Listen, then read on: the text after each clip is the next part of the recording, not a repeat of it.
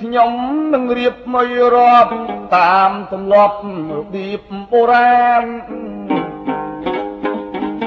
ចែកជូនបងប្អូនស្ដាប់កំសាន្តនេះមិនមែនរូបភាពគយគន់ចង់យកបណ្ដាំ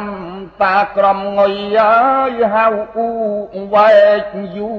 នាបច្ចុប្បន្នសម្រាប់ជាសតិស្មារតីនៃមហាជនអស់លោកអស់អ្នកគ្រប់តំបន់ដែលស្នេហាវប្បធម៌បុរាណខ្ញុំប្រាជ្ញជួនចូលខ្លួនមករៀបរាប់បន្តបន្ទាប់ជូនញោមញាតិអេ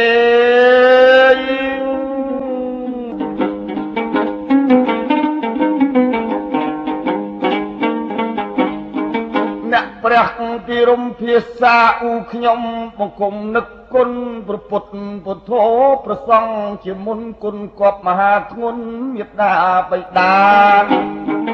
ឧបជាជាធំកាលចាប់ដៃខ្ញុំឲ្យកោកេសាអនុ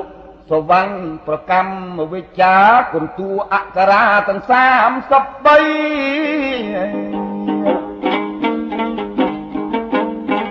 ខែចែកតើឆ្នាំចអេ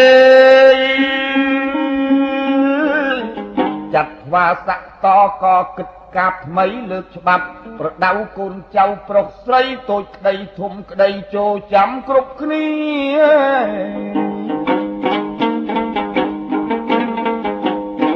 បាត់មនុស្សឥឡូវយកខុសយត្រូវយកឈួតធ្វើជាអំពើអាក្រក់លាក់លក់លេលាប្រហើនពៀនពីអាងមាសអាងប្រាក់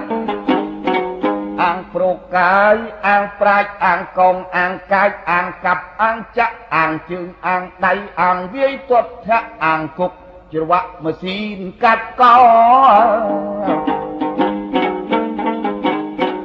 អាងសុទ្ធអើតែខុសគុណនៅចាំចុះអាងនោះមិនល្អអ្នកគិតឲ្យល្អិតបិទស្រុកលោកក្រប្រមាណដំណតជាទំនុក